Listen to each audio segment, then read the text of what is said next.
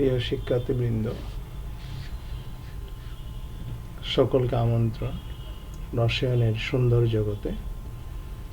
গত ক্লাসে আমরা রসায়নের প্রথম ক্লাসটা শেষ করেছিলাম প্রথম অধ্যায়ে। আজকে আমরা দ্বিতীয় ক্লাস প্রথম অধ্যায়ের উপর। আশা করি প্রথম অধ্যায়ের ক্লাসটি ভালো করে উপভোগ করেছ। যারা ইতিমধ্যে ক্লাসটা করতে পারো নাই, তারা একটু ক্লাসটা করে আসলে তোমাদের এই ক্লাসটা, দ্বিতীয় ক্লাসটা করতে বুঝতে সুবিধা হবে। আসো তাহলে দ্বিতীয় ক্লাসে আমরা কি পড়ব আজকে একটু দেখে নিই।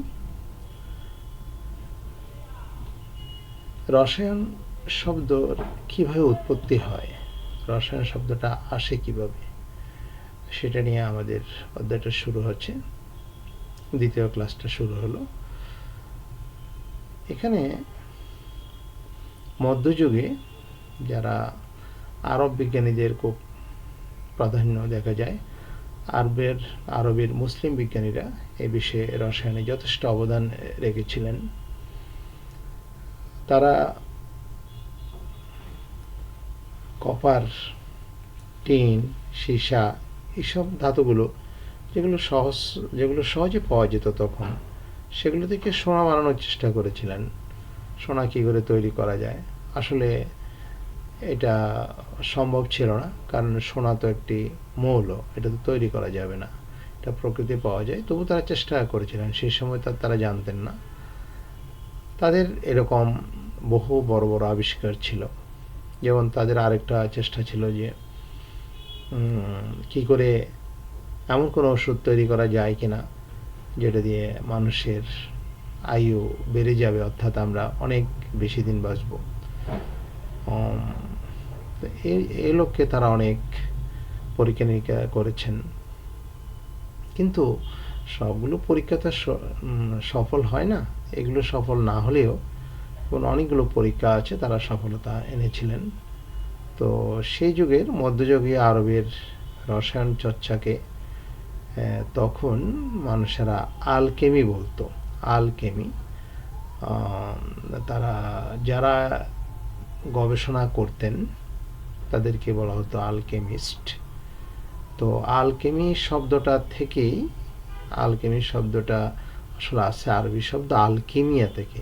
আলকেমিয়া শব্দটি কিমি বা যেখান থেকে এখন কেমিস্ট্রি শব্দটা আসছে, সেখান থেকেই আলকেমিটা শব্দটা আসছে বলে অনুমান করা হয়, ধরে নেওয়া হয়। এগুলোর ইতিহাসগুলো আসলে এরকমই, কিন্তু যেহেতু আমরা পড়ে আছি তোমাদের মতো, সেই রকমই এখন বইতেও সেটা দেখতে পাচ্ছি আমরা। কেমি শব্দ থেকেই কেমিস্ট্রি শব্দের উৎপত্তি হয়েছে বলে ধরে নেওয়া হচ্ছে। তো এখানে আলকেমিস্ট জাবির ইবনে হায়ানের নাম আমরা দেখতে পাই। তিনি সর্বপ্রথম ল্যাবরেটরির মধ্যে রসায়নের চর্চা করেন। সে কারণে তাকে অনেকে রসায়নের জনক বলে। তাহলে ফাদার অফ কেমিস্ট্রি জাবির ইবনে হায়ান, আগে তিনি রসায়নের জনক নামে পরিচিত ছিলেন। তো জাবির ইবনে হায়ান এই কথাটি বিশ্বাস করতেন যে পদার্থ মাটি, পানি, আগুন আর বাতাস এগুলো দিয়ে তৈরি হয়, যেটা আমরা গত ক্লাসও জেনেছিলাম। যে আরেকজন কোন বিজ্ঞানী বলছিলেন, তোমাদের নিশ্চয় মনে আছে, আগুন তারপরে মাটি, পানি, বাতাস এগুলো নিয়ে আমাদের পৃথিবীতে যত রকমের পদার্থ আছে সবগুলোই তৈরি হয়েছে। এই তথ্যটি যিনি দিয়েছিলেন, তোমরা কি মনে করতে পারো? আমি এখানে দেখাচ্ছি, যদি মনে না করতে পারি আমরা, তাহলে একটু দেখে আসা যায় যে আগুন, মাটি, পানি, বাতাস এই চারটি পদার্থ দিয়ে যে তৈরি হয়েছে পৃথিবীর সকল পদার্থগুলো, সেগুলো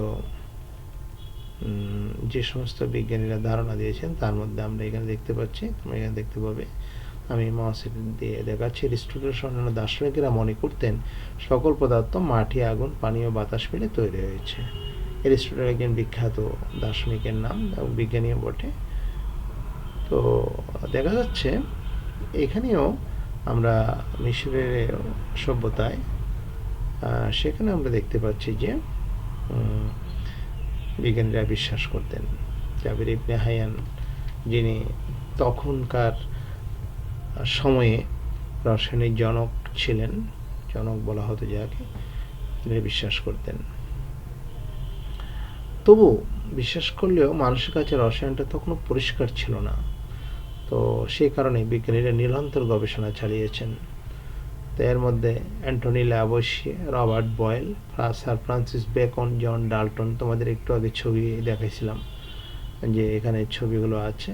এই চারজন বিজ্ঞানী তোমাদের বলছি এরা বিভিন্ন জায়গায় রসায়নে এদেরকে পাবো আমরা। এই চারজন বিজ্ঞানী প্রচুর গবেষণা চালিয়েছেন রসায়ন নিয়ে, এবং তারা নানা সময় নানা কিছু আবিষ্কার করেছেন, যেটা আমরা এই বইতে না পেলেও পরবর্তী ক্লাসের বইগুলিতে আমরা পেয়ে যাব। তো পরবর্তীকালে দেখা যায় ল্যাভোইসিয়ে, যার পুরো নাম অ্যান্টনি ল্যাভোইসিয়ে, তিনি রসায়নে অনেক যুগান্তকারী পরিবর্তন নিয়ে আসছেন, যার কারণে তাকে আধুনিক রসায়নের জনক বলা হচ্ছে। তাহলে রসায়নটা আসলে কি? রসায়ন কি, এই প্রশ্নের উত্তর যদি আমরা খুঁজতে যাই, এটা সামগ্রিকভাবে বলতে গেলে বিজ্ঞানের যে শাখার মধ্যে পদার্থের গঠন নিয়ে আলোচনা হয়, পদার্থের ধর্ম নিয়ে আলোচনা হয়, পদার্থের পারস্পরিক রূপান্তর, একটা পদার্থ কীভাবে আরেকটি পদার্থ রূপান্তর হচ্ছে, পারস্পরিক ক্রিয়া, একটার সাথে একটা মিশেলে আরেকটা কী হচ্ছে, এগুলো আলোচনা করা হচ্ছে। এগুলি হচ্ছে রসায়ন, রসায়নের মূল আলোচনার বিষয়, বা বিজ্ঞানের যে শাখা এগুলো করা হচ্ছে, আলোচনা করা হচ্ছে, সেটাকে আমরা রসায়ন বলছি। এখানে আমরা একটা সব দেখতে পাচ্ছি, একটা লিস্ট দেখা যাচ্ছে। রসায়নের দৃষ্টিকোণ থেকে এগুলো বিশ্লেষণ করার চেষ্টা করা হয়েছে। কাঁচা আম টক, কিন্তু পাকা আম মিষ্টি কেন? কাঁচা আম টক, কাঁচা আমে অ্যাসিড থাকে না। অ্যাসিড ভয়ের কি, অ্যাসিড বলতে যে আমরা ভয় পাই সেরকম না। অ্যাসিডকে আবার দুই ভাগে ভাগ করা হয়েছে। কিছু অ্যাসিড খুবই ভয়ঙ্কর, যেগুলোকে আমরা অজৈব অ্যাসিড বলি। অজৈব শব্দটা নিয়ে আমরা পরে কথা বলি।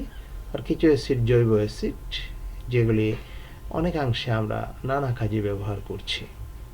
যেমন তোমাদের বাসায় রান্নাঘরে যে ভিনেগার ব্যবহার করে, আমাদের রান্নার কাজে অনেক সময় ব্যবহার করে। তোমরা যদি না জানো, মাকে জিজ্ঞেস করতে পারো যে ভিনেগার কোথায় বা আছে কিনা, থাকলে তুমি দেখতেও পারো। এটা কিন্তু রান্নার কাজে ব্যবহার করে ভিনেগার, বিভিন্ন রান্নার বিভিন্ন কাজে ইউজ করা হয়ে থাকে। তারপর যে আমরা মাঝে মাঝে লেবু খাচ্ছি, লেবু তো খাওয়া আশা করি মাঝে মাঝে, সবসময় না খেলে আমরা মাঝে মাঝে খাচ্ছি। লেবুর মধ্যে স্করবিক অ্যাসিড এবং সাইট্রিক অ্যাসিড থাকে লেবুতে, এগুলো জৈব অ্যাসিড। এগুলো সংকেত নিয়ে আমরা কথা বলবো তোমাদের সাথে। তারপরে আমরা তেঁতুল খাই, তেঁতুলের মধ্যে টার্টারিক অ্যাসিড থাকে। তো এরকম নানা ধরনের অ্যাসিড, জৈব অ্যাসিডগুলো আমরা খেয়ে থাকি। চা খাই আমরা, চায়ের মধ্যে টেনিক অ্যাসিড থাকে। তো এগুলো কাঁচা আম, এর মধ্যে সাকসিনিক অ্যাসিড, ম্যালাইক অ্যাসিড, এসব অ্যাসিডগুলো থাকে, জৈব অ্যাসিড। তো এইগুলো অ্যাসিড মাত্রই টক হয়। তুমি লেবু যদি মুখে দাও, দেখবে যে টক। কাজে কেন টক? কারণ অ্যাসিডের একটা গুণ হচ্ছে টক হয়। তোমরা ক্লাস 8-এ পড়েছো অ্যাসিড টক স্বাদযুক্ত, কিন্তু সব অ্যাসিড তো আর টেস্ট করে দেখা যায় না। জৈবগুলো তুমি দেখতে পারবে, এগুলো টক হয়। আচ্ছা, তাহলে টক মানে অ্যাসিড মানে টক। তাহলে কাঁচা আম যেহেতু এটাতে অ্যাসিড থাকে, কাজে এই কারণে এটা টক হয়। কিন্তু আম যখন পাকে তখন অ্যাসিডটা বিক্রিয়া করে, এটা আস্তে আস্তে অ্যাসিডটা অ্যালকোহলে পরিণত হয়। অ্যালকোহল একটু টকটা, অ্যালকোহল একটু মিষ্টি হয়ে যায়। এটা বিক্রিয়া করে অ্যালকোহল তৈরি করে। এটা আমরা 11 অধ্যায়ে জৈব যৌগে আমরা পড়ব, এটা কীভাবে অ্যাসিড কনভার্টেড ইনটু অ্যালকোহল। ওটা এটা নিয়ে আমাদের 11 আলোচনা আছে। কাজে অ্যাসিড যখন অ্যালকোহলে পরিণত হয় তখন আস্তে আস্তে মিষ্টি হয়ে যায়, এই কারণে পাকা আমটা মিষ্টি হয়। আচ্ছা, তো এই যে রাসায়নিক পরিবর্তন হয় বলছে, অ্যাসিডগুলো পরিবর্তন হয়ে এই অ্যালকোহল হচ্ছে, আবার শুধু অ্যালকোহল না, আমাদের গ্লুকোজ তৈরি হয়, ফ্রুক্টোজ তৈরি হয়। গ্লুকোজ ফ্রুক্টোজ অনেকে খাওয়ার অভিজ্ঞতা আছে তোমাদের, এগুলো কিন্তু মিষ্টি হয়, এই কারণে পাকা আমটা মিষ্টি। আচ্ছা, তাহলে পাকা মিষ্টির পেছনে কারণ আমি বলছি একটু আগে যে টক স্বাদযুক্ত অ্যাসিডটা অ্যালকোহল আবার ভাঙে, অ্যালকোহল ভেঙে গ্লুকোজ আর ফ্রুক্টোজে পরিণত হয়। আচ্ছা, কেরোসিন প্রাকৃতিক গ্যাস ও মোম ইত্যাদির দহন। তোমরা জানো দহন করতে অক্সিজেন লাগে, যে কোনো কিছু পড়ার সময় অক্সিজেন দরকার হয়, অক্সিজেন ছাড়া কিন্তু আগুন জ্বলবে না। আচ্ছা, এক্ষেত্রে একটা কথা বলা যায়, তোমরা আরও শুনেছ কিনা, যে আগুন নির্বাপনের জন্য কার্বন ডাইঅক্সাইড গ্যাস ব্যবহৃত হয়। কিভাবে কার্বন ডাইঅক্সাইড আগুনকে নিভায় সেটা কি আমাদের জানা আছে? কার্বন ডাইঅক্সাইড কেমন করে নিভায়? অক্সিজেন তো আগুন দহনে সহায়তা করে, কিন্তু কার্বন ডাইঅক্সাইড নেভায় কীভাবে, এটা যদি আমরা একটু জানতে চাই তবে সংক্ষেপে বলে রাখি, এটা নিয়ে গাণিতিক বিশ্লেষণও আছে। কার্বন ডাইঅক্সাইড ভারী অক্সিজেনের থেকে, তো ভারী বলে এটা নিচে থাকে, যে সমস্ত পদার্থ ভারী হয় ভারী পদার্থগুলো নিচে থাকে আর হালকা পদার্থগুলো উপরে থাকে। তুমি এরকম যে কোনো কিছু দিয়ে পরীক্ষা করতে পারবে, পানির মধ্যে যদি মার্বেল কিংবা পয়সা যদি ফেলো, দেখবে পয়সাটা নিচে চলে গেছে, পানির তলায় গেছে। কারণ কি? কারণ এটা ভারী। আবার যদি কাগজের নৌকা বানিয়ে যদি সারো পানি, দেখবে যেটা উপরে আসছে। তাহলে দুইটা পদার্থ, একটা হচ্ছে কাগজের নৌকা আর একটা পাথরও নিতে পারো তুমি। এই দুটো যদি একই সাথে পানির উপরে রাখো, দেখবে যে পাথরটা নিচে চলে গেল, পাত্রের তলায় চলে গেল, কিন্তু কাগজের নৌকাটা উপরে বসছে কেন? হালকা যেটা সেটা পানির উপরে থাকে, আর যেটা ভারী সেটা তলায় ডুবে গেল। এই ব্যাখ্যাটা পেতে গেলে আমাদের আবার পদার্থবিজ্ঞানে আমরা এটা ব্যাখ্যাটা পাবো, সেটা সেখানে আলোচনা হবে। তবে এখন যেটা তোমাকে বললাম কার্বন ডাইঅক্সাইড আর অক্সিজেনের বিষয়, অক্সিজেন দহনে সহায়তা করতেছে, কার্বন ডাইঅক্সাইড নিভিয়ে দিচ্ছে আগুনকে। কিন্তু কিভাবে নিভাচ্ছে সেটা যদি আমরা জানতে চাই, তাহলে এরকম ধারণাটা সবার থাকা উচিত। কার্বন ডাইঅক্সাইড যখন আমরা স্প্রে করি, তখন কার্বন ডাইঅক্সাইডটা আগুনের উপর যখন পড়ে, তখন কার্বন ডাইঅক্সাইড গিয়ে নিচে জমে যায় আর অক্সিজেনটা হালকা বলে উপরে উঠে যায়। তাহলে নিচে কি থাকলো? আগুনের সংস্পর্শে আসলো কি? Carbon dioxide. কার্বন ডাইঅক্সাইড তো আগুনকে দহনে সহায়তা করে না, কাজেই আগুনটা এমনি এমনি নিভে যায়, অক্সিজেনের অভাবে নিভে যায়। তাহলে বেসিক্যালি কার্বন ডাইঅক্সাইড আগুনকে নিভায় এটা না, কার্বন ডাইঅক্সাইড গিয়ে অক্সিজেনকে সরিয়ে দেয়, জায়গা দখল করে নেয়, অক্সিজেন সরে যায় এখান থেকে, যার ফলে আগুনটা জ্বলতে পারে না। আচ্ছা, এখানে দেখো কেরোসিন প্রাকৃতিক গ্যাস। কেরোসিন তোমরা চিনতেও পারো, নাও চিনতে পারো। কেরোসিনের ব্যবহার খুবই কম হয় আমাদের আসলে বাসায়, তবে প্রাকৃতিক গ্যাস তো বাসায় আছে। প্রাকৃতিক গ্যাসের নাম জানো কি? এটাকে আমরা মিথেন গ্যাস বলি, যেটা আমাদের সাপ্লাইকৃত গ্যাস, নলের মাধ্যমে আসে। আর অনেক বাসায় এখন প্রাকৃতিক গ্যাস নাই, সিলিন্ডারে গ্যাস ব্যবহার করি আমরা। সিলিন্ডারে কোন গ্যাস ব্যবহার করে? মিথেন গ্যাস না, মিথেন হলো প্রাকৃতিক গ্যাস, আর সিলিন্ডারে যেটা ব্যবহার করে butane gas. Butane C4H10, butane গ্যাসের সংকেতটা হলো C4H10, বিউটেন গ্যাস ব্যবহার করে।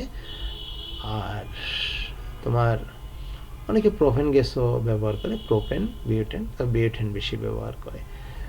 তারপরে মোম তো চেনার কথা তোমাদের, আমরা মোমবাতি নানা কাজে ব্যবহার করি, বার্থডেতে ব্যবহার করে, আর এমনিও জ্বালানোর কাজে। গ্যাস কখনো কারেন্ট চলে গেলে মোমের বাতি ব্যবহার করে মাঝে মাঝে। এগুলো সবগুলোই হচ্ছে কার্বন আর হাইড্রোজেনের যৌগ। যৌগ তো চিনি আমরা, তাই না? আচ্ছা, যৌগ নিয়ে আবার কথা বলবো পরের অধ্যায়গুলিতে। তো এখন কার্বন আর হাইড্রোজেন দিয়ে তৈরি পদার্থ। তো কার্বন আর হাইড্রোজেন এগুলো দাহ্য পদার্থ। দাহ্য মানে কি? যেটা জলে, যেটা বাতাসের সংস্পর্শে, আগুনের সংস্পর্শে জলে ওঠে। এগুলো জলে, এগুলো যখন দহন হয়, যখন জলে এগুলো বিক্রিয়া করে কার্বন ডাইঅক্সাইড গ্যাস উৎপন্ন করে, জলে বাষ্প তৈরি করে। আলো তৈরি হয়, তাপ তৈরি হয়। তাহলে এই হাইড্রোকার্বনগুলোর দহন হলে কি কি হয়? হাইড্রোকার্বনগুলো যখন বাতাসে দহন হয় তাহলে কি কি তৈরি হয়? কার্বন ডাইঅক্সাইড তৈরি হয়, জলীয় বাষ্প তৈরি হয়, আলো তৈরি হয়, তাপ তৈরি হয়। আমরা কার্বন ডাইঅক্সাইড গ্যাসটা চলে যায়, উড়ে যায়, জলীয় বাষ্প উড়ে যায়, এটা আমাদের ব্যবহারে আমরা পাই না। আমরা আলো ব্যবহার করি, আলোটা আমাদের লাগে। আর কোনো কোনো ক্ষেত্রে তাপও লাগে, যেমন এখন শীতকালে যদি একটু আগুন জ্বলে, তাপটা তো দরকার হয়, তাপ তো ভালোই লাগে। আচ্ছা, এরপরে দেখো, পেটের অ্যাসিডিটির জন্য অ্যান্টাসিড ওষুধ খাওয়া হয়। যাদের অ্যাসিডিটি থাকে, যাদের অ্যাসিডিটির পাকস্থলীতে অ্যাসিড তৈরি হয় বেশি, অ্যান্টাসিড খায়। অ্যান্টি অ্যাসিড, অ্যাসিডের বিপরীত। অ্যাসিডের বিপরীত হচ্ছে ক্ষার বা ক্ষারক। তোমরা নিশ্চয়ই ক্লাস 8-এ ক্ষার, ক্ষারক, অম্ল, ক্ষার, ক্ষারক পড়েছ। ক্ষারক ধাতুর অক্সাইড বা হাইড্রোক্সাইড, এদেরকে একসাথে ক্ষারক বলে। ধাতুর অক্সাইড, যেমন ম্যাগনেসিয়াম একটা ধাতু, তার সাথে অক্সিজেন যোগ হলে কি হবে? ম্যাগনেসিয়াম অক্সাইড, এটা একটি ক্ষারক। ক্যালসিয়াম একটি ধাতুর নাম, তার সাথে অক্সিজেন যোগ হলে কি হয়? ক্যালসিয়াম অক্সাইড, ওইটা আরেকটি ধাতু, এই ধাতুর অক্সাইড। আবার হাইড্রোক্সাইডও আছে, ম্যাগনেসিয়াম হাইড্রোক্সাইড, ক্যালসিয়াম হাইড্রোক্সাইড, এগুলো সবগুলিকে একসাথে ক্ষারক বলে। তো এগুলো অ্যান্টাসিড, এগুলোর যৌগগুলিকে আমরা অ্যান্টাসিড বলে, অ্যান্টি অ্যাসিড। পাকস্থলীতে যখন আমরা যে খাবার খাই, এই খাবারকে হজম করার জন্য পাকস্থলীতে একটি অ্যাসিড তৈরি হয়। এই অ্যাসিডের নাম তোমরা নিশ্চয়ই জানো, এটা কি বলে? Hydrochloric acid. কি বলে? Hydrochloric acid. সংকেত নিশ্চয়ই জানো, HCl, হাইড্রোক্লোরিক অ্যাসিড। তো এটা সবসময় নিঃসরিত হয় আমাদের পাকস্থলীতে, তবে অতিরিক্ত যদি বের হয় তবে এটা ক্ষতিকারক, আমাদের শরীরের পাকস্থলীর জন্য ক্ষতিকারক। তো আমাদের এই জন্য অতিরিক্ত বের হলে এটার সাথে বিক্রিয়া করার জন্য, অ্যাসিডের সাথে বিক্রিয়া করার জন্য আমরা অ্যান্টাসিড খাই। অ্যান্টাসিডে একাধিক হাইড্রোক্সাইড বা অক্সাইডের মিশ্রণ থাকে, তার মধ্যে উল্লেখযোগ্য দুইটা হচ্ছে অ্যালুমিনিয়াম হাইড্রোক্সাইড আর ম্যাগনেসিয়াম হাইড্রোক্সাইড। এই দুইটা একসাথে মিলে অ্যান্টাসিড তৈরি করে। অ্যান্টাসিড লিকুইড আকারেও পাওয়া যায়, মানে সাসপেনশন যেটাকে বলি, লিকুইড আকারে পাওয়া যায়, আবার ট্যাবলেট আকারেও পাওয়া যায়। তো দুইভাবেই পাওয়া যায় বাজারে। তো এটা যখন খাওয়া হয় তখন অ্যাসিডের সাথে তোমার ক্ষারকের বিক্রিয়া হয়ে কী কী তৈরি করে? প্রশমিত হয়। প্রশমন বিক্রিয়া পড়েছ ক্লাস 8-এ, লবণ আর পানি তৈরি হয়। লবণ হয়ে গেল, পানি হয়ে গেল, কাজে আমাদের অ্যাসিডিটিটা কমে গেল। এই ঘটনাগুলি থেকে আমরা, এই কয়েকটা ঘটনা, প্রাত্যহিক জীবনে কত ঘটনা ঘটে, এই ঘটনাগুলির থেকে এই কয়টা ঘটনা দিয়ে তোমাদেরকে বোঝানোর চেষ্টা করা হয়েছে, বা আমরা তোমাদেরকে বোঝাতে চাই যে দৈনন্দিন জীবনে আমাদের রসায়ন কতটা গুরুত্বপূর্ণ। আমাদের জৈবিক কাজের থেকে শুরু করে নানা কাজে, আমাদের জীবন ধারণের জন্য নানা কাজগুলো আমরা করে থাকি, এগুলো বিভিন্ন কাজে আমাদের রসায়ন আমাদের জড়িয়ে আছে নানাভাবে। তারপরে আসো রসায়নের পরিধি বা ক্ষেত্র, রসায়ন কোথায় কোথায়, রসায়নের পরিধি কোথায়, কোন কোন জায়গাতে, এটা একটু পড়বে তোমরা বইটা। পৃথিবী জন্মের পর থেকে, পৃথিবী যখন জন্ম হয় তখন আমরা এরকম ছিল না, এরকম মানে তখন প্রাকৃতিক ছিল।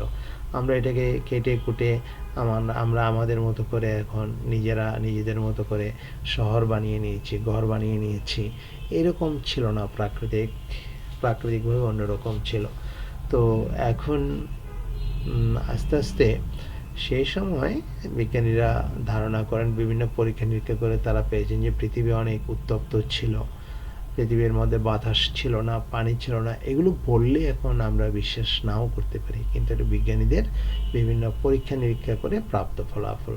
এখানে কোনো জীবের অস্তিত্বই ছিল না। কোটি কোটি বছর ধরে আমাদের পৃথিবীতে নানা রকমের পরিবর্তন হয়েছে।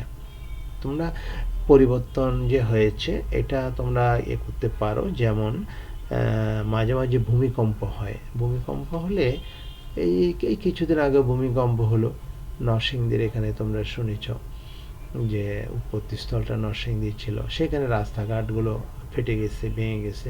এরকম ভূমিকম্পের ফলে প্রাকৃতিক বিপর্যয় ঘটে, নানা পরিবর্তন আসে।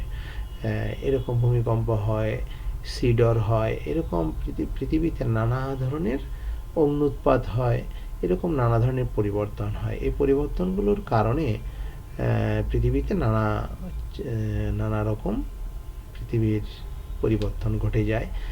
যেমন বিজ্ঞানীরা পরীক্ষা নিরীক্ষা করে যেটা পেয়েছেন, এরকম পরিবর্তনের কারণে পৃথিবীতে বায়ুমণ্ডল, পানি, এরকম পদার্থগুলো তৈরি হয়েছে। বায়ুমণ্ডল তৈরি হয়েছে, পানি তৈরি হয়েছে, বিভিন্ন জীবজগৎ তৈরি হয়েছে, উদ্ভিদ, এরকম নানা ধরনের পরিবর্তন পৃথিবীতে আসছে। বিভিন্ন প্রাণী, ছোট প্রাণী যেমন অ্যামিবা আছে, ব্যাকটেরিয়া, এগুলো বায়োলজিতে পড়বে, মানে জীববিজ্ঞানের মধ্যে পড়বে তোমরা। অ্যামিবা, ব্যাকটেরিয়া, এসব বা বড় গাছ, প্রাণী, এগুলো নানা ধরনের পদার্থ তৈরি হয়েছে, যেগুলো নানা রাসায়নিক পদার্থ দিয়ে তৈরি হলো বা তৈরি হয়েছে। অসংখ্য বিক্রিয়ার মাধ্যমে পৃথিবীতে অসংখ্য পরিবর্তন ঘটেছে। আমরা যদি নিজেদের দিকে তাকাই, আমাদের শরীরেও নানা পরিবর্তন হয়। এগুলোর অধিকাংশই রসায়নের কারণেই ঘটে থাকে। যেমন তুমি যদি দেখো যে প্রাচীন আমলে, প্রাচীন বলতে একেবারে তোমার দাদা না, আরো অনেক আগের, যেমন কাষ্ঠযুগ, তাম্রযুগ, বা তোমার লৌহযুগ তো বর্তমানে চলে, তাইলে পুরাতন আমলের আমরা বলতে পারি যে প্রস্তর যুগের মানুষেরা, তারা যে পোশাক আশাক পরতো, সেই পোশাকগুলোর যদি তোমরা ছবি দেখতে পারো, কোথায় পাবে ছবিগুলো? বিভিন্ন রকমের জাদুঘর আছে, সেখানে অনেক সময় সংরক্ষিত থাকে। বিভিন্ন বই পড়লে বা গুগলও দেখতে পারো তোমরা, সেখানে তাদের পোশাকটা কেমন ছিল। কিন্তু বর্তমানে তোমার পোশাকে যদি দেখাও, দেখবে তো আমরা রঙিন পোশাক পরি, আমরা সভ্য হয়ে গেছি, আমাদের নানা ধরনের পোশাকের মধ্যে পরিবর্তন আসছে। আমরা আগে তো মানুষ পেস্ট তো পেত না, টুথপেস্ট কোথায় ছিল? আমরা যখন ছোট ছিলাম, আমাদের মনে আছে আমরা লবণের মধ্যে সরিষার তেল দিয়ে দাঁত মাজতাম, ছাই দিয়ে দাঁত মাজতাম, যখন আমরা অনেক ছোট ছিলাম। তো পরিবর্তন চলে আসছে, এখন তো আর এগুলো নাই। আমরা চিরুনি দিয়ে মাথা আঁচড়াচ্ছি, বিভিন্ন রকমের চিরুনি পাওয়া যায় বর্তমানে, কোন এক সময় এগুলো ছিল না। তো এই পরিবর্তনগুলো, আমরা বিভিন্ন কসমেটিক্স ব্যবহার করছি নানা জায়গায় যেতে গেলে। আমরা অনেক আগেও এই কসমেটিক্সের ব্যবহার খুব সীমিত ছিল, খুব বেশি ছিল না। তারপরে আমরা পরিষ্কার করার জন্য সাবান, টয়লেট ক্লিনার, এগুলো ব্যবহার করি নানা ধরনের। এগুলো বর্তমান যুগে যেভাবে আমরা পাচ্ছি, আগের দিনে সেরকম ছিল না। যানবাহনের কথা বলতে পারো, বর্তমান যুগে আমরা খুব অল্প দূরত্ব যানবাহন ব্যবহার করছি, নানা ধরনের যানবাহনে ভরা। এগুলো বলতে গেলে, এগুলো তোমরাই দেখতে পাবে তোমাদের চারিপাশে কত রকমের যানবাহন আছে। অথচ তুমি আজ থেকে 5 বছর আগের কথা চিন্তা করো, বা 5-6 বছর আগের কথা চিন্তা করো, এরকম মোটরের রিক্সা এরকম ছিল না এত। তারপরে তারও যদি আগে যাই, আমাদের সময়ের কথা বললে, আমরা ঢাকা শহরে শুধুমাত্র 6 নাম্বার বাস ছিল বেশিরভাগ। এই বলাকা বা এই ধরনের বাসগুলো, যেগুলো বর্তমানে আমরা দেখতে পাচ্ছি প্রচুর বাস, ডিজেল চালিত বাস, এত বাস ছিল না। মালঞ্চ আছে, বলাকা আছে, রমজান, এরকম নানা ধরনের বাসে বর্তমানে ভরা। অনাবিল, আবাবিল, এই সমস্ত গাড়িগুলো, এগুলো তখন অস্তিত্ব ছিল না। তখন 6 নম্বর বাস কতগুলি ছিল তোমরা না জানলে তোমাদের বাবারা হয়তো জানতে পারে। আর এত মোটরসাইকেল ছিল না, মোটরসাইকেল খুব কম ছিল। তো যন্ত্রচালিত যানবাহন বেড়ে গিয়েছে এখন। তো যেই পরিবর্তনগুলো, যেগুলো আমাদের পরিবর্তনের ছোঁয়া বলতে পারি, আমাদের যে নিত্য নৈমিত্তিক যে পরিবর্তন ঘটছে, এগুলোর মধ্যে এই যে গাড়িগুলোর কথা কেন বললাম, এই গাড়িগুলো যত চলছে ততই তার মধ্যে রসায়নের ব্যবহারটা বেড়ে যাচ্ছে। রাসায়নিক পদার্থের প্রচুর ব্যবহার হচ্ছে। তুমি বলতে পারো এখানে কোথায় পরিবর্তন হলো? এই যে তোমাকে বললাম ডিজেল চালিত মোটরসাইকেল, এখানে তো পেট্রোল ব্যবহার হয়, এগুলো রাসায়নিক পদার্থ, এদের জ্বালানি হিসেবে আমরা এগুলো ব্যবহার করছি। হ্যাঁ, তুমি প্রশ্ন করতে পারো এখন, তাহলে যে আপনি যে বললেন এই যে মোটর চালিত এই রিক্সা, তাহলে এখানে কোথায় রাসায়নিক পরিবর্তন? হ্যাঁ, এখানেও তুমি দেখতে পাবে এই যে মোটরগুলো যে তৈরি করে, এই মোটর যদি কখনো তুমি দেখো, ভেঙে দেখো, দেখবে মোটরের মধ্যে তোমার তারের কয়েল থাকে, তার থাকে। এই তারগুলো তামা দিয়ে তৈরি হয়। তারগুলো তামা দিয়ে তৈরি হয়। কাজেই তোমাকে ওই তামাগুলো যারা রাসায়নিক পদার্থ, তাহলে এগুলো প্রচুর ব্যবহার হচ্ছে। তাহলে আমরা দেখতে পাচ্ছি এখানেও রসায়নের প্রচুর ব্যবহার আমরা পাচ্ছি। আচ্ছা, এখানে একটা টেবল দেখতে পাচ্ছি আমরা। দেখো, বাতাস, বস্তু পদার্থ বাতাস, এর প্রধান উপাদান নাইট্রোজেন অক্সিজেন। কেন প্রধানত নাইট্রোজেন অক্সিজেন বলছে, এটা কি তোমাদের মনে আছে? তোমরা বিভিন্ন ক্লাসে পড়ে আসছো। বাতাসের প্রধান উপকরণ, বাতাসের প্রধান উপকরণের মধ্যে তোমার হচ্ছে বাতাস, নাইট্রোজেন 4 ভাগ আর 1 ভাগ অক্সিজেন। যদি এটা সামগ্রিকভাবে বলে, অন্যান্য পদার্থগুলো সবগুলো মিলে 1 ভাগ, নাইট্রোজেন আর অক্সিজেন মিলে 99%, আর 1% অন্যান্য গ্যাস। তো আমরা যে বাতাসটা গ্রহণ করি তার মধ্যে আমরা এই বাতাসের নাইট্রোজেনটা আমাদের দরকার হয় না শরীরে, আমাদের অক্সিজেনটা আমরা গ্রহণ করি। অক্সিজেন শরীরে গিয়ে শক্তি উৎপন্ন করে, অক্সিজেন শরীরে গিয়ে ভেঙে শক্তি উৎপন্ন করে। আর নাইট্রোজেন আবার না থাকলে বিপদ হতো। নাইট্রোজেন শুধু অক্সিজেন গিলা বার্ন হয়ে যেত শরীরে, তাহলে সেক্ষেত্রে নাইট্রোজেন গিয়ে ওটাকে প্রশমিত করে, মানে কমিয়ে দেয়। নাইট্রোজেন থাকতে হবে, না হলে অক্সিজেনের বিক্রিয়া বেশি হয়ে যাবে শরীরে। আচ্ছা, আমরা যে খাবারের যে পানি খাই, এই পানির মধ্যে পানিকে জীবন বলা হয়। কারণ তোমরা ছোট ক্লাসগুলিতে পড়ে আসছো, আগের ক্লাসগুলিতে পানির মধ্যে অনেকগুলো ভিটামিন থাকে। যা আমাদের শরীরের বেশিরভাগই কিন্তু পানি, কিন্তু শরীরের বিষাক্ত পদার্থ, আমরা যে শরীরে যদি কোনো বিষাক্ত পদার্থ থাকে, এগুলো পানির মধ্যে দ্রবীভূত হয়, পানিতে মিশে যায়, আমাদের শরীরে ঘাম বের হয়, আমরা ঘাম, প্রস্রাব এগুলোর মাধ্যমে শরীরের বিভিন্ন অপ্রয়োজনীয় অংশগুলো বের করে দেওয়া হয়। তারপরে আমরা যে খাবারের পানি খাই, এই খাবারের পানি তো মাটির নিচ থেকে আসে, তাই না? তাহলে মাটির নিচে বিভিন্ন প্রকার লবণ থাকে, ক্যালসিয়াম লবণ, ম্যাগনেসিয়াম লবণ, আয়রন, এগুলো আমাদের শরীরের জন্য লাগে, দরকার হয়।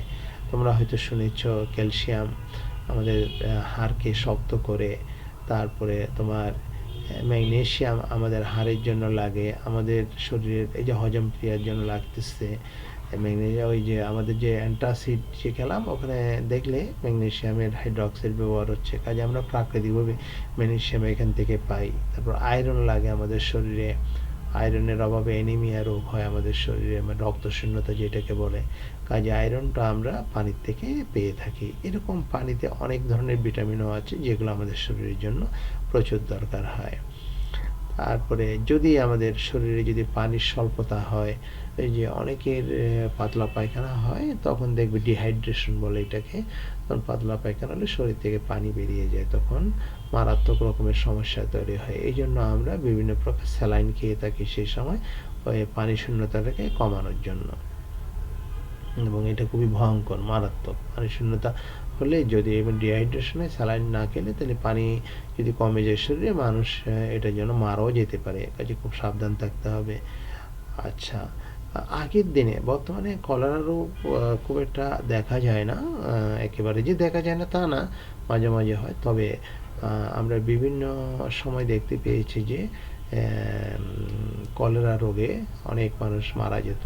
এটা এই কারণে মারা যেত, ডিহাইড্রেশনে। কলেরায় প্রচুর পাতলা পায়খানা হয়ে যেত, ডিহাইড্রেশন হতো। তখন তো মানুষ, সেই সময় ভালো চিকিৎসা ব্যবস্থা ছিল না, যার জন্য মানুষ মারা যেত প্রচুর। তারপরে আসো সারের ব্যবহার।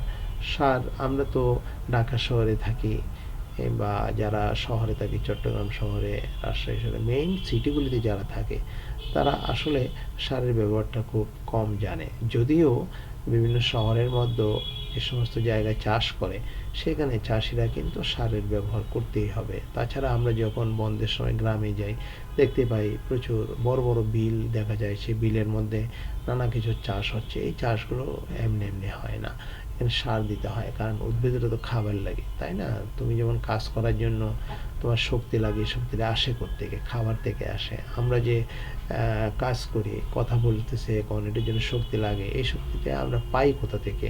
এই শক্তিটা আমরা পাই খাবার থেকে পাই।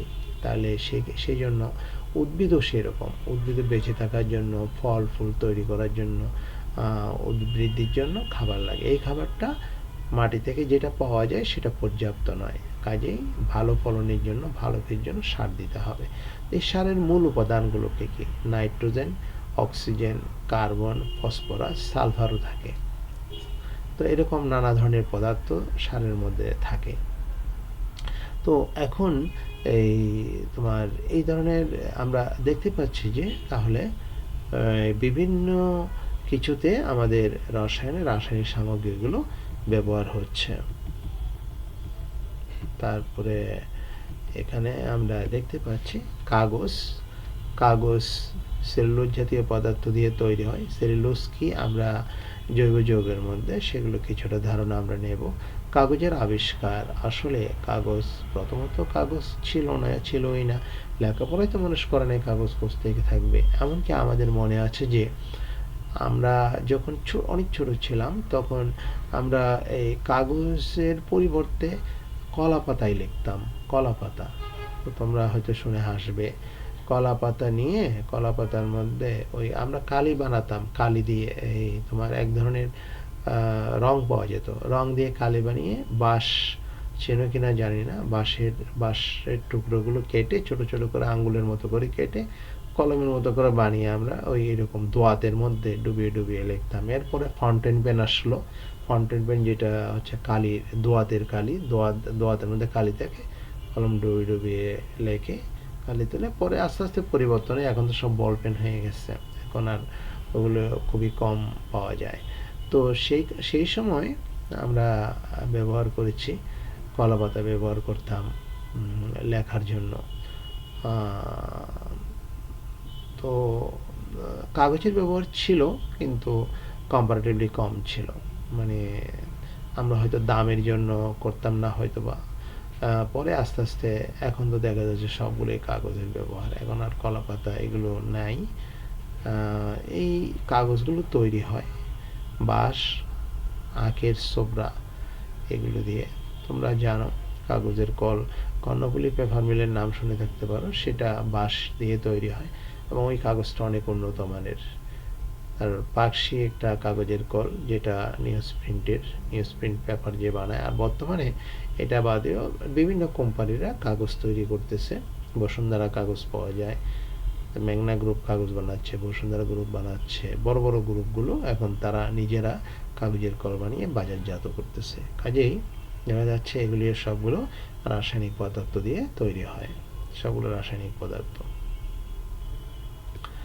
রসায়নের সাথে অন্যান্য বিজ্ঞানের সম্পর্ক আছে কিনা? হ্যাঁ, রসায়নের সাথে নানা বিজ্ঞানীর নানাভাবে সম্পর্ক রয়েছে।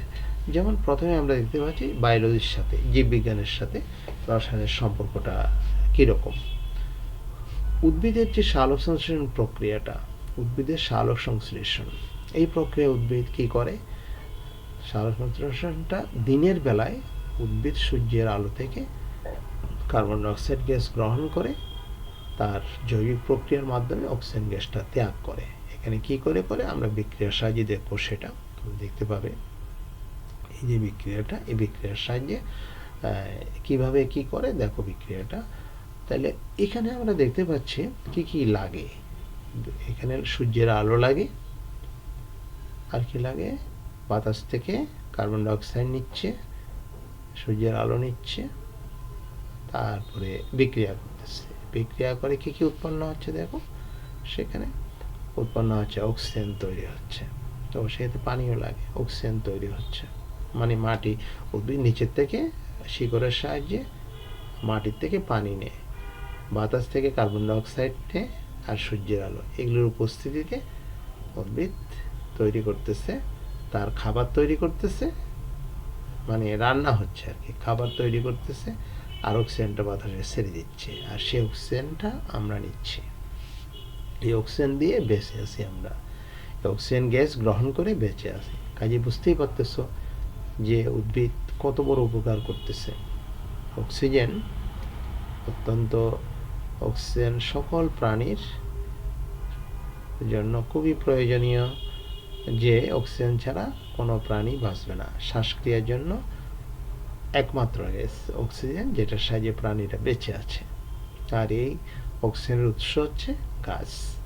কাজেই গাছের পাতায় যে এই কাজটা হয়, বিক্রিয়াটা হয়, এই জন্য কখনো গাছের পাতা ছিঁড়তে নেই। গাছের পাতা আমাদেরকে অক্সিজেন দান করে বাঁচিয়ে রেখেছে। মানুষ অসুস্থ হলে হাসপাতালে গেলে অক্সিজেনের মাস্ক এখানে লাগায়, তোমরা দেখতে পাও হয়তো। এখানে অক্সিজেনের হাসপাতালে প্রচুর দাম, অক্সিজেনের অনেক অনেক দাম, অনেক দামে অক্সিজেন গ্যাস কিনে শ্বাস প্রশ্বাস নিতে হয়, যেটা প্রকৃতি থেকে আমরা অক্সিজেনটা পাচ্ছি। কাজেই কখনো গাছকে ধ্বংস করতে নেই, গাছের পাতা ছিঁড়তে নেই, কারণ ওটা আমাদেরকে বাঁচিয়ে রাখে, অক্সিজেন দান করে। কাজে এই যে বিক্রিয়াটা দেখতে পাচ্ছ, এই বিক্রিয়াটা রাসায়নিক বিক্রিয়া, কিন্তু এটা ঘটে, এটা ভিতরে যে উদ্ভিদ যে কাজটা করে সেটা কিন্তু একটা রাসায়নিক বিক্রিয়া, এবং এর মাধ্যমে কি হয়, উদ্ভিদের পুষ্টি সাধন হয়, আবার আমরাও বেঁচে থাকি। এটা একটা জীববিজ্ঞানের অংশ হয়ে গেল। উদ্ভিদের সাথে জীববিজ্ঞানের ইয়েটা এই জায়গার মধ্যে, হ্যাঁ এখানে, হ্যাঁ এখানে এই বিক্রিয়াটার মধ্যে তোমরা দেখেছো, এখানে উদ্ভিদ কি কি দিচ্ছে আমাদেরকে, বিক্রিয়া করে আমাদের দিচ্ছে, অক্সিজেন দিচ্ছে, আর উদ্ভিদ গ্লুকোজ তৈরি করতেছে, ওই গ্লুকোজ দিয়ে উদ্ভিদ এটা তার শরীরে প্রোটিন তৈরি করছে, ওই গ্লুকোজটা ভেঙে এসে খাবারটা ভেঙে, প্রোটিন জাতীয় যে খাবারটা তৈরি করে উদ্ভিদ সেটা ভেঙে গিয়ে glucose, amino acid, amino acid তোমাদের আমি জৈব অ্যাসিডের মধ্যে পড়াবো, সেটা এখন বললে একটু কঠিন মনে হবে। জৈব অ্যাসিডের সাথে একটা অ্যামিনো গ্রুপ থাকে, এটা পরবর্তীতে আমরা আলোচনাতে যাব, যখন জৈব অ্যাসিডটা পড়বো সেখানে দেখাবো।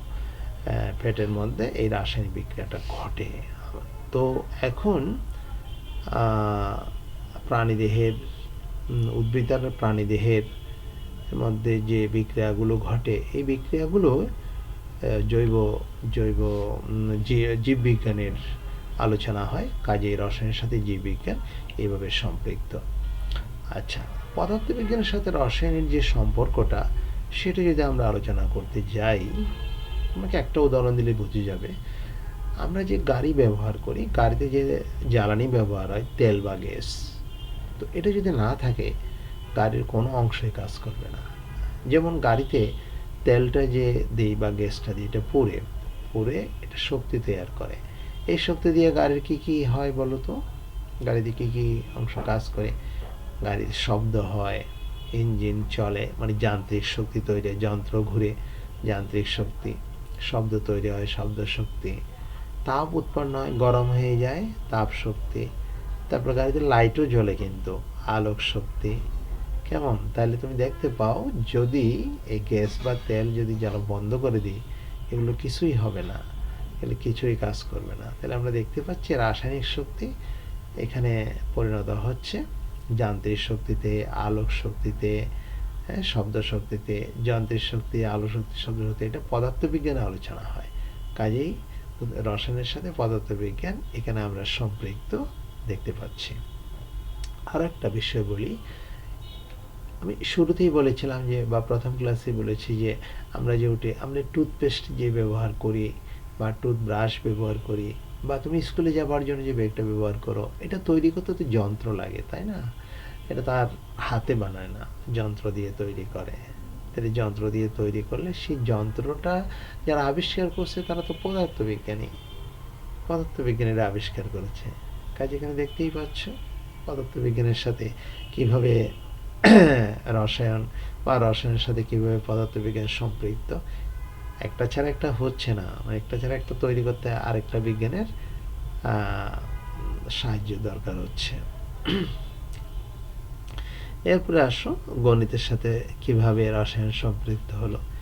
এই যে একটু আগেই বললাম রসায়নের যে আবিষ্কারগুলোর কথা, টুথপেস্টের কথাই ধরো, এটা তৈরি করতে যে যে কেমিক্যালসগুলো লাগে সেগুলি তো পরিমাণ আছে, পরিমাণ ছাড়া তো আর হবে না। পরিমাণ যদি সঠিক না হয় তাহলে একটা পদার্থ তৈরি হয় আরেকটা পদার্থ হয়ে যাবে। এই পরিমাণটা মাপে কে? এই পরিমাপটা করবে গণিতে, এই পরিমাপটা করবে বিজ্ঞানের যে শাখা, সেটা গণিত, হিসাব করে দিতে হবে। যেমন হাইড্রোজেন আর অক্সিজেন, H2O, 2 ভাগ আয়তনের হাইড্রোজেন 1 ভাগ আয়তন অক্সিজেনের সাথে বিক্রিয়া করে। যদি সেখানে পরিমাণটা পার্থক্য হয়ে যায়, 2 ভাগ হাইড্রোজেন 2 ভাগ অক্সিজেন দিয়ে দিলে, তখন এটা আবার অন্য যৌগ হয়ে যাবে, এটাকে হাইড্রোজেন পারঅক্সাইড বলে। হাইড্রোজেন পারঅক্সাইড এটা অন্য আরেকটা যৌগ। তাইলে তুমি আরেকটা উদাহরণ নাও, কার্বন আর অক্সিজেন মিলে কার্বন ডাই অক্সাইডও হয়, আবার কার্বন আর অক্সিজেন মিলে কার্বন মনোঅক্সাইডও হয়। পরিমাণের উপর নির্ভর করে। কার্বন ডাই অক্সাইডে CO2, 1 ভাগ কার্বন 2 ভাগ অক্সিজেন। কার্বন মনোঅক্সাইডে সমান সমান CO। কাজেই লক্ষ্য করে এখানে হিসাবটা দেখো, এই হিসাবটা করবে কে? গণিত করবে। কাজেই দেখা যাচ্ছে একটা বিজ্ঞানের সাথে অন্যান্য বিজ্ঞানের কতগুলো সম্পর্ক রয়েছে, নিবিড় সম্পর্ক থাকে। কাজে আমরা দেখতে পাই যে রসায়নের সাথে অন্যান্য বিজ্ঞানেরও যথেষ্ট গুরুত্ব রয়েছে। রসায়ন পাঠের গুরুত্ব, রসায়ন কেন পড়ব, এতক্ষণের আলোচনায় নিশ্চয়ই তোমরা রসায়নের গুরুত্ব সম্পর্কে কিছুটা হলে ধারণা চলে আসছে। তবু এখানে আলাদা করে যেটা বলতে গেলে বলতে হয়, রসায়নের সকাল থেকে রাত পর্যন্ত অনেকগুলো বিষয়ে তোমাদের আলোকপাত করেছি। সেই জন্য তো রসায়ন পড়তেই হয়, জানতে হয় রসায়ন কি বিষয়ে লাগে। কোনো দোকানে যদি কোনো খাবার কিনতে যাও, সেখানে দেখবে আমরা একটা জিনিস দেখি, সেটা কি মনে পড়ে বা কি জানা আছে? Expiry date, manufacture date. এটা কেন? এক্সপায়ার হয়ে গেলে, ডেট যদি এক্সপায়ার হয়ে যায়, তবে সেই খাবারটা আমরা নেব না, কারণ তখন সেটা বিষে পরিণত হয়, পয়জন হয়ে যায়। এক্সপায়ারটা হয় কিভাবে, কেন, বা আমরা এটা কিভাবে বুঝি? এটা ডেটটা দেয়া হয়, হিসাব করে দেয়া হয়, সেখানে গণিতের বিষয় আছে, কতদিন কত মাস পর্যন্ত এটা ঠিক থাকবে। এখানে কিছু প্রিজারভেটিভ ব্যবহার করে। প্রিজারভেটিভ হলো তোমার খাবার দ্রব্যকে পচনের হাত থেকে রক্ষা করে বা ভালো রাখে। এটা রাসায়নিক পদার্থ। বিভিন্ন প্রিজারভেটিভের নাম সংকেত এগুলো আমরা 11 অধ্যায়ে পড়ব এখানে।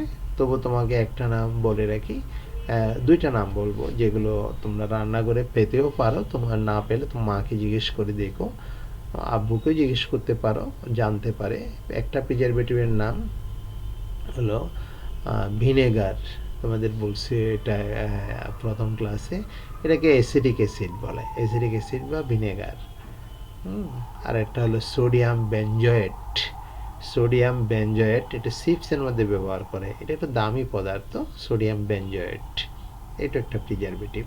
এগুলো সবগুলো কেমিক্যালস, হ্যাঁ, রাসায়নিক পদার্থ। তাহলে বুঝতেই পারতেছো রসায়নের কেন পড়তে হয়, কেন জানতে হয়, কেন পড়া লাগে। এগুলো খাবার দ্রব্যকে তোমার পচনের হাত থেকে রক্ষা করে, এগুলিকে প্রিজারভেটিভ বলে। আবার মৃতদেহ সংরক্ষণের জন্য, মানে পচনের হাত থেকে রক্ষা করার জন্য ফর্মালডিহাইড ব্যবহার করা হয়। ফর্মালডিহাইড কিন্তু আমরা ব্যবহারের সময় ফর্মালডিহাইডটা আসলে পচনশীল বস্তু সংরক্ষণের জন্য, কিন্তু এটা কিন্তু খাবারের জন্য না। কিন্তু অনেক অসাধু ব্যবসায়ী যারা আছে, তারা মাছ মাংস এগুলি পচনের হাত থেকে রক্ষা করার জন্য ফর্মালডিহাইড ব্যবহার করে ফেলে। ফর্মালডিহাইডের সংকেত আমরা জানবো, ফর্মালডিহাইড ব্যবহার করে, কিন্তু ফর্মালডিহাইডটা আসলে বিষ, পয়জন মানব দেহের জন্য। এটা 100% পরীক্ষা করে পাওয়া গিয়েছে যে এটা 100% সত্যি, যে এটা মানব দেহে ক্যান্সার তৈরির জন্য অন্যতম একটি কারণ। অনেকগুলো কারণের মধ্যে এটা একটি কারণ। যারা ফর্মালডিহাইড বেশি গ্রহণ করে তাদের ক্যান্সার হবে শরীরে, এটা পরীক্ষণীয় সত্য। কাজেই আমরা এই ধরনের খাবারগুলো থেকে দূরে থাকবো, বা কোনোভাবেই যেন খাবারে ফর্মালডিহাইড না মিশে, এদিক দিয়ে আমরা সচেতন থাকবো, লক্ষ্য রাখবো। এই ধরনের খাবারগুলো আমরা খাবো না, গ্রহণ করবো না। আমরা জীবন রক্ষা করার জন্য নানা ধরনের ওষুধ ব্যবহার করি। ওষুধের আবিষ্কার কিন্তু একদিনে হয়নি, বহু বছর গবেষণা করা হয়েছে। সমস্ত ওষুধগুলোই কিন্তু কেমিক্যালস।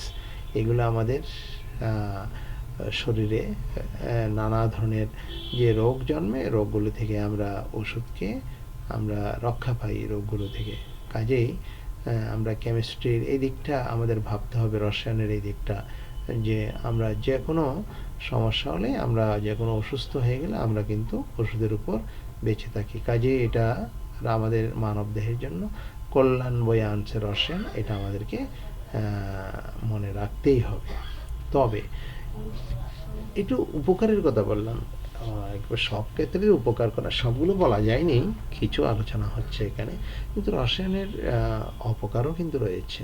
অপকারের দিক থেকে ওই যে বললাম ফর্মালডিহাইডের ব্যবহার, এটা ব্যবহারের দিক থেকে অপকার। কিন্তু আরেকটা বিষয় হলো এগুলো বিভিন্ন যে ইন্ডাস্ট্রি রয়েছে, এই ইন্ডাস্ট্রির মধ্যে বিভিন্ন ভারী পদার্থ তৈরি হয়, মানে তোমার ওই যে বর্জ্য হিসেবে বের হয়, যেমন লেড বের হয়, আর্সেনিক, কোবাল্ট, পারদ, এই ধরনের পদার্থগুলো যেগুলো ওখানে অপদ্রব্য, মানে যেগুলো তাদের দরকার হয় না, তারা অপদ্রব্য হিসেবে এগুলো বের করে দেয়, এবং এগুলো বিভিন্ন জায়গায় পানির সাথে মিশে পানিকে দূষিত করে ফেলে, পরিবেশ দূষিত হয়। এবং এগুলো যেখানে মিশে মাটি এমন দূষিত হয় সেখানে কোনো ফলনও আর হয় না। আবার আর্সেনিক থাকলে এটাও এক ধরনের বিষের মতো, এটা দীর্ঘদিন ব্যবহারে এটা মানুষের শরীরে নানা ধরনের চর্মরোগ তৈরি করে, আস্তে আস্তে মানুষ মৃত্যুর দিকে চলে যায়। কাজেই রাসায়নিক সামগ্রীগুলো যেগুলো আমাদের দরকার হয় না সেগুলিকে মাটির নিচে গভীর গর্ত করে পুঁতে ফেলতে হয়। আমাদের যে ল্যাবরেটরিতে বিভিন্ন কেমিক্যালস থাকে, এগুলিরও মেয়াদ থাকে। তখন আমরা সেগুলো কি করতাম, এগুলো প্রতি বছর না হলেও 1-2 বছর পর পর এগুলোর ডেটগুলো দেখে, এক্সপায়ারি ডেটগুলো দেখে তখন এগুলি গভীর গর্ত করে, অনেক গভীর করে গর্ত করতে হয়, কারণ এগুলো ক্ষতিকারক জিনিস। গর্ত করে গর্তের মধ্যে পুঁতে ফেলতে হয়, না হলে এগুলো পরিবেশের উপর খুব বেশি, পরিবেশের হুমকিও বলা যায় এগুলিকে। কারণ এগুলো এগুলো ওই পানিতে মিশে, বৃষ্টির পানিতে মাটি ধুয়ে যায়, পানিতে মিশে বিভিন্ন নদী সাগরে পড়লে এগুলো জীবের যে বৈচিত্র্য থাকে সেগুলো ধ্বংস করে ফেলে এবং আমাদের ফুড চেইনের মধ্যে চলে আসে, মানে খাবার শৃঙ্খলে চলে আসে। কাজে এটা ক্ষতিকারক।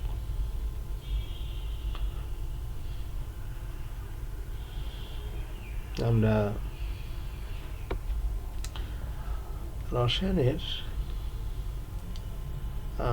রসায়নের অনুসন্ধান আর গবেষণা প্রক্রিয়াটা কেমন, এটা শুরুতে আমাদের একটা পয়েন্ট ছিল, যারা রসায়ন বিজ্ঞানী তারা কীভাবে অনুসন্ধান করে, গবেষণা করে।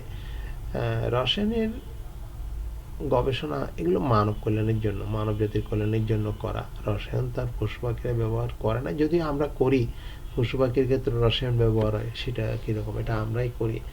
গরুর অসুখ হলো, ছাগলের অসুখ হলো, তাদেরকে ওষুধ দিতে হয়, তাদেরকে আবার তাদের হচ্ছে খাবারের মধ্যে নানা ধরনের বৈচিত্র্য আনতে হয়।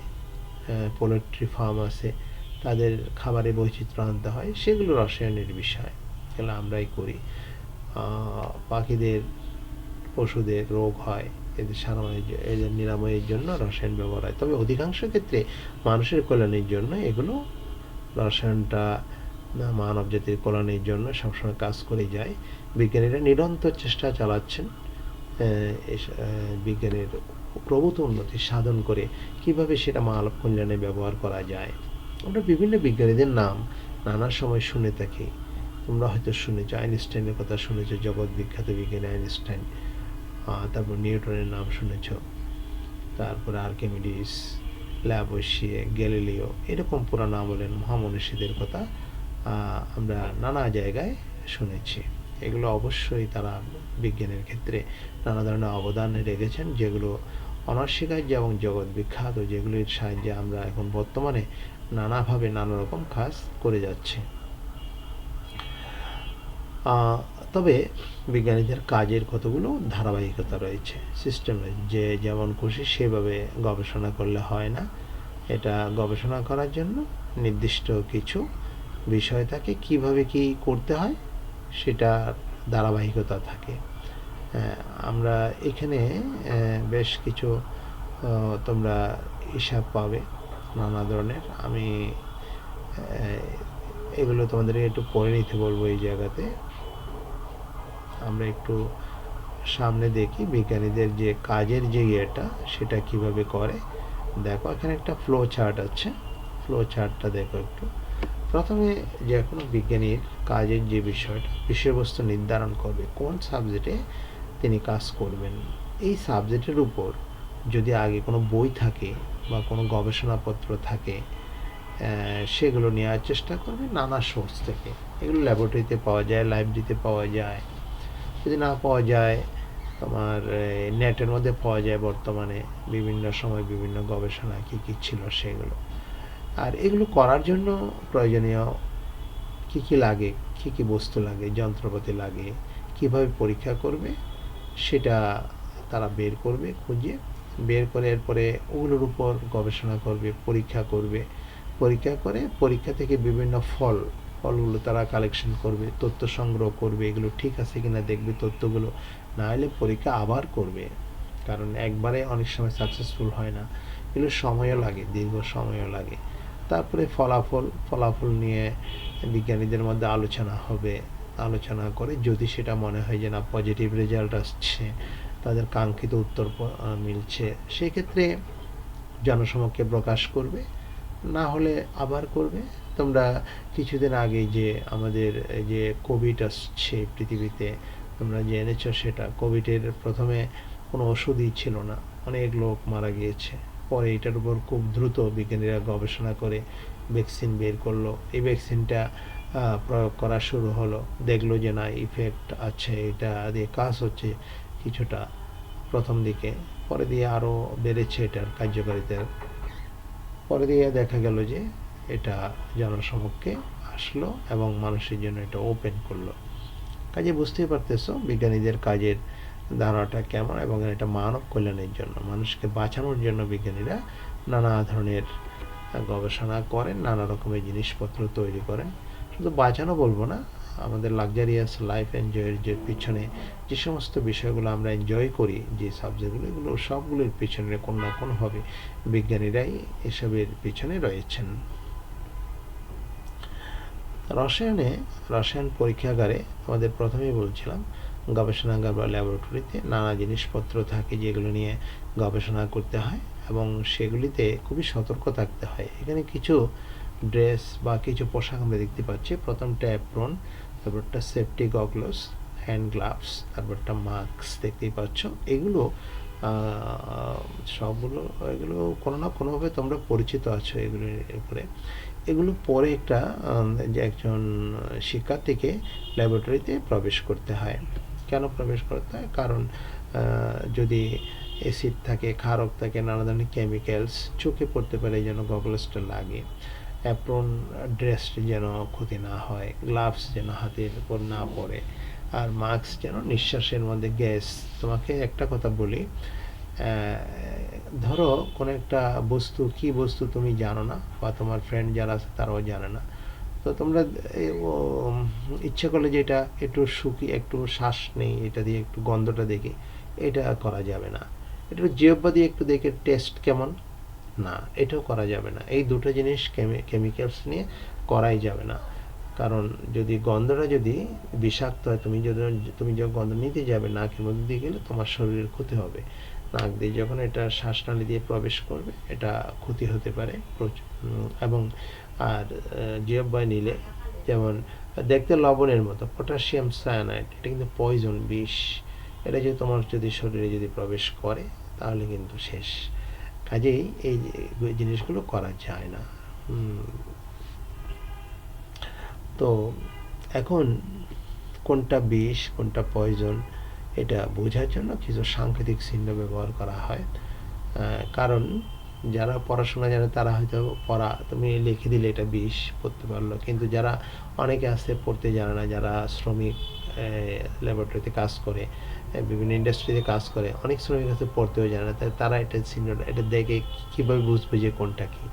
আর আমি দেখলাম, আমি তো ওটার ক্রিয়া সম্পর্কে অনেকে নাও জানতে পারে, কাজে কিছু চিহ্ন বাইর করছে। এই সংক্রান্ত একটা সার্বজনীন নিয়ম আছে, যেটাকে আমরা গ্লোবালি হারমোনাইজ সিস্টেম বলি, সার্বজনীন নিয়ম। এই নিয়মে সামনে রেখে জাতিসংঘের উদ্যোগে, এটা একটা 1992 সনে, এখানে সনটা নেয়, 1992 সনে এটা একটা সম্মেলন হয়েছিল জাতিসংঘের উদ্যোগে, পরিবেশ উন্নয়ন নামে।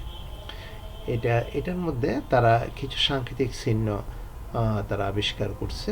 এই সাংকেতিক চিহ্নগুলো আমরা এখানে দেখতে পাচ্ছি। দেখো, এটা কোনটা দিয়ে বিস্ফোরক পদার্থ হবে, কোনটা দিয়ে দাহ্য পদার্থ হবে, কোনটা দিয়ে বিষাক্ত পদার্থ হবে, সেটার চিহ্নগুলো তোমরা তোমাদের বাসায় যদি এখন থাকে অ্যারোসল থাকে, তাহলে ওটা নিয়ে দেখতে পারো অ্যারোসলের উপরে কি চিহ্ন আছে। দেখো, তারপরে তোমার পারফিউম থাকলে পারফিউমের বডিতে দেখতে পারো, এরকম চিহ্ন অনেক পারফিউমের থাকে। আমি এখানে একটা দেখে আছে কিনা বের করতে পারবো না এখন। এখানে চিহ্ন আছে, অবশ্যই তোমরা দেখবে কিনা জানি না। এরকম পারফিউমের গায়ের মধ্যে লেখা থাকে, মানে চিহ্নটা থাকে। এই চিহ্নটা থাকলে বুঝতে হবে যে দাহ্য পদার্থ।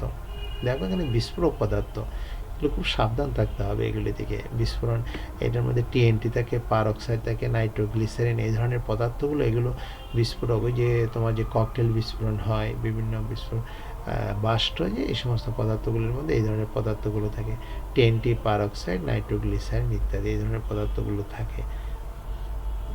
তারপরে দাহ্য পদার্থ, ফ্লেম তৈরি করে, এখানে ফ্লেমের একটা চিহ্ন দেখতে পাচ্ছ। অ্যালকোহল, ইথার, এগুলোর নাম শুনে থাকতে পারো তোমরা। এগুলো থেকে দূরে থাকতে হবে। দাহ্য পদার্থ, বিষাক্ত পদার্থ বুঝো, toxic elements, toxic substance, toxic, শরীরের ক্ষতি করে, শ্বাসের ক্ষতি করে, এগুলো যদি শরীরের ভিতরে যায়। বেনজিন, ক্লোরোবেনজিন, মিথানল, এগুলো ব্যবহারের সময় অ্যাপ্রন, তারপরে gloves, hand gloves, safety goggles, এগুলো ব্যবহার করতে হয়। উত্তেজক পদার্থ, ইরিটেন্ট সাবজেক্ট, দেখো এটা কেমন, ডাস্ট আছে, ডাস্ট, ধুলাবালি, লঘু অ্যাসিড, লঘু মানে পাতলা, পাতলা অ্যাসিড, ক্ষার, নাইট্রাস অক্সাইড, N2O, নাইট্রাস, আমি এই সংকেত দিয়ে দেবো। এগুলো উত্তেজক পদার্থ, এগুলো তোমার ত্বক, চোখ, শ্বাসতন্ত্র, এগুলোর ভিতরে গেলে ক্ষতি করে এদের। এগুলো যথেষ্ট, এগুলো ব্যবহার করার সময় ওই সতর্ক হয়ে ব্যবহার করতে হবে, গ্লাভস পরতে হবে, সেফটি গ্লাভস ব্যবহার করতে হবে। স্বাস্থ্য ঝুঁকির পদার্থগুলো, দেখো যে সমস্ত পদার্থগুলো আমাদের স্বাস্থ্যের জন্য ক্ষতিকারক ঝুঁকি, শ্বাস প্রশ্বাসের মাধ্যমে শরীরে গেলে স্বল্পমেয়াদী হয়, দীর্ঘমেয়াদী হয়, ক্ষতি করে। ক্যান্সারের মতো কঠিন রোগ সৃষ্টির জন্য দায়ী এরা। এই ধরনের বেনজিন, টলিন, জাইলিন, এই ধরনের পদার্থগুলো থেকে এগুলো শরীরের ক্ষতি করে, কাজে এগুলো থেকে দূরে থাকতে হবে। তেজস্ক্রিয় পদার্থ, রেডিও অ্যাক্টিভ সাবস্টেন্স, এগুলো ক্যান্সার তৈরি করে, মরণ ব্যাধি তৈরি করে। রেডিও অ্যাক্টিভ এগুলো এলিমেন্টসগুলো, যেমন ইউরেনিয়াম, রেডিয়াম। এই যে আমাদের যে ইয়েতে পাবনায় যে তোমার রূপপুর যে পারমাণবিক বিদ্যুৎ কেন্দ্র হলো, এখানে তোমার ইউরেনিয়াম ব্যবহার করা হলে সেখান থেকে যে বর্জ্যগুলো বের হবে সেগুলো তেজস্ক্রিয় এলিমেন্ট। বর্জ্যগুলো পদার্থ যেগুলো ইউরেনিয়াম ব্যবহার করা হবে চুল্লির ভিতরে, কিন্তু বাইরে যেটা হবে সেটিও তেজস্ক্রিয় পদার্থ। কাজেই এগুলি থেকে একটু সাবধান থাকতে হয়। এগুলো রেডিও অ্যাক্টিভ সাবস্টেন্সগুলো আমাদের শরীরের ভীষণ ক্ষতি করে এবং দীর্ঘমেয়াদে এটা ক্যান্সার উৎপন্ন করে। এগুলো পরীক্ষণীয় সত্য বা প্রমাণিত সত্য।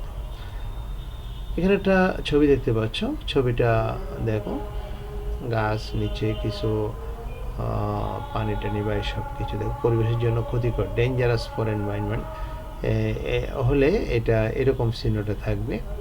লেড, মার্কারি, ক্রোমিয়াম, এই জাতীয় ভারী পদার্থগুলো, এগুলো পরিবেশের জন্য ক্ষতিকারক। একটু আগে বলছিলাম ইন্ডাস্ট্রিতে থেকে এগুলো বের হয়, বের হয়ে এগুলো ছড়িয়ে পড়ে চতুর্দিকে এবং পরিবেশের ক্ষতি করে। ক্ষত সৃষ্টিকারী পদার্থ, দেখো চিহ্নটা দেখো, ক্ষত, একটা হাতের উপর দিয়ে একটা টেস্ট টিউব থেকে কিছু তরল পদার্থ পড়তেছে, মানে ক্ষত তৈরি করতেছে এরকম। এটা শরীরের ভিতরে গেলে শ্বাস প্রশ্বাসের মাধ্যমে ক্ষতি করে। অ্যাসিডের মধ্যে যে গ্যাস থাকে, অ্যাসিড গ্যাসীয় ধর্ম আছে, মানে গ্যাস তৈরি করে, ক্ষার গ্যাস তৈরি করে, এগুলো শরীরের মধ্যে গেলে শরীরের ক্ষতি করবে। Hydrochloric acid, sulphuric acid, sodium hydroxide, যে বললাম অ্যাসিডের ক্ষার, এগুলো এই ধরনের পদার্থ। তো আমরা অধ্যায়টা শেষ করলাম। তোমরা একটু ভালো করে পড়বে এই অধ্যায়টি, ভালো করে পড়বে এই কারণে যে এখানে বিভিন্ন জায়গায় এমসিকিউ হয়। এখান থেকে সৃজনশীল খুব একটা বেশি নেই, তবু একটা দুইটা আমরা আলোচনা করব, যেগুলো একেবারে না পড়লে হবে না, সেরকম খুব প্রয়োজনীয় দু একটা তোমার সৃজনশীল পাওয়া যাবে, বেশি নয়, কিন্তু এমসিকিউ আছে বেশ কিছু, সেগুলো আমরা পরবর্তী ক্লাসে আলোচনা করব। তো আমরা আজকে শেষ করতে যাচ্ছি, আজকে যাচ্ছি কিন্তু যাচ্ছি না। দেখা হবে আবার আগামী ক্লাসে, পরের ক্লাসে এদের বিভিন্ন সমস্যাগুলো নিয়ে কথা হবে। আশা ভালো থেকো এবং পরবর্তী ক্লাসটা দেখে, পরবর্তী ক্লাসটা দেখার আগে বলবো যে আগের ক্লাসটা একটু দেখে নিতে, কাজে অধ্যায়টা ভালো করে শেখা হয়ে যাবে। আমরা পরবর্তী ক্লাসে আবারও আসছি। তো ধন্যবাদ সকলকে এতক্ষণ আমার সাথে থাকার জন্য। নিরন্তর শুভেচ্ছা। ভালো থেকে সকলেই।